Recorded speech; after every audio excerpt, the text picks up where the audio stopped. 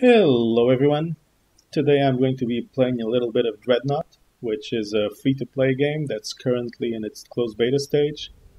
And if you're familiar with games like World of Tanks or World of Warships, well, that's basically it, but in space. Or at least with big-ass spaceships. As I'm a big sci-fi fan, I was very interested in trying this game out, so I signed up for the beta, I got in, and this video is going to be my first impressions of the game, along with a bit of gameplay, and, well, for all intents and purposes, a little bit of a review on the current state of the game. Currently, there are two game modes, Team Deathmatch and Team Elimination, and so far I haven't been able to play Team Elimination. I've been in the queue for it for over 4 minutes on different occasions, and the game just never started. And even Team Deathmatch takes its time to start, which is a bit worrisome, as I'm not sure if it's because of server load issues, they just didn't allow enough people in, or if it's just the people that are not enjoying the game and quitting, or I don't know what, but there just doesn't seem to be too many people playing it. And for a multiplayer game, if at this stage, where the game should be at its most hyped, if people aren't playing it, in the future it's going to be a dead game. Which is a shame because so far I've been enjoying it. It's got good graphics, as you can probably tell, and it's a fun experience. The game is honestly a fun game. Currently it has 5 classes of spaceships: the Destroyer, the Artillery Cruiser, the Dreadnought, the Tactical Cruiser, and the Corvette. And, well, I'm currently using the Destroyer. The Destroyer is your typical ship. It's on the heavy side, but it's got a nice proportion arrangement in terms of speed, firepower, and armor. I guess you could call it the average ship of the game. It serves all purposes, but it's not perfect in any of them. Then you have the Dreadnought, which, well, the game takes its name from, and as the name does imply, it's that big-ass ship with the massive armor and the big cannons, which is also very slow. Other than that, you also have the Artillery Cruiser. The artillery ship basically, well, it's basically a cannon with thrusters. An overglorified sniper rifle, I guess you could call it. Other than that, you have the Corvette that you are seeing right now, trying to escape, and failing miserably. The Corvette is, almost like a fighter ship, lightly armored. It's mostly a run-and-gun ship that you're supposed to just warp in, do a massive amount of damage, and then escape as fast as you can because your armor just wouldn't allow for a proper battle. And, well, after that you have the Tactical Cruiser, and in the Tactical Cruiser you begin to find the main problem with this game. The Tactical Cruiser is a ship that does have some interesting side weapons or options in terms of disruption and shield generation and etc. But it's basically a medic. The main gun of the ship allows for the healing of other ships, the repairing of other ships, and in that you can feel as if this is you can feel the side of the game where this feels very much like a action FPS, where you have all these typical roles such as the tank, the scout, the medic, the sniper, but all with a spaceship coat of paint on top. And I find that a bit lacking. I mean, the game had an interesting concept, and here they are transforming it into a typical action FPS, almost. So that does feel a bit cheap. At least, I guess I was expecting more of the game in that regard. Also, in terms of the management of the ship, you're supposed to be in control of this massive ship.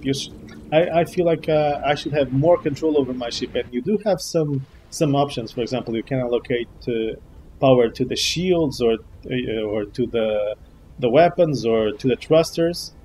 and you do so by pressing the middle mouse button and choosing which of the 3 areas you want to allocate your resources to. And that is nice, but I don't know, I was expecting more control of my ship. At least the way the game plays out feels too arcadey, and even the way the guns work. In World of Warships, for example, your main cannons sometimes have something like a 30-second cooldown. So you have to properly decide when to shoot them and when to shoot them all, because if you miss that shot, and if you fire them all and you miss that shot, you're stuck with doing almost nothing for the next 30 seconds. And here, no, you have, in this game, you're constantly firing, you almost feel like you're firing a machine gun. And that's also one of the things that I find that it's lacking in the game. There's not that feeling of massiveness when you fire. You don't feel that strength of the ship. Instead, you feel like you're firing. There's lots of minuscule little lasers, and they are doing its damage. But, for example, I feel like when you're firing, you should have almost, instead of these machine gun lasers, you should have more like pulse lasers, where each shot lasts for 2-3 seconds, and while firing, you're able to aim the beam in different directions. Like feel like you're actually causing damage. Like feel that surge of power coming out of your ship. Instead, no, it just sometimes it feels like you're just shooting a machine gun. And the Dreadnought is a bit better in that regard. The shots from the Dreadnought seem a bit more powerful.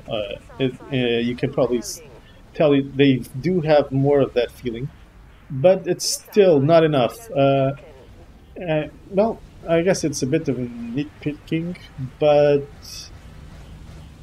I just don't feel the massiveness. I feel like I'm playing an action FPS, an action shooter, while I should feel like I'm in control of this big ship. But not everything's bad. Each ship has its advantages, its disadvantages, and well, each ship is fun in its own way. But the typical way you're fighting it, I don't know. It's just I think it would have been more fun to go a little bit outside the box. And even in terms of the way the game is approached, it's your typical free-to-play game. You're obviously, as in most free-to-play games, you can acquire a different coin in terms of well, you can spend actual money and buy a different sort of currency that you can use to purchase everything in the game. Otherwise, you just have to play and get the coins by winning games or just playing them, and then you can spend the money.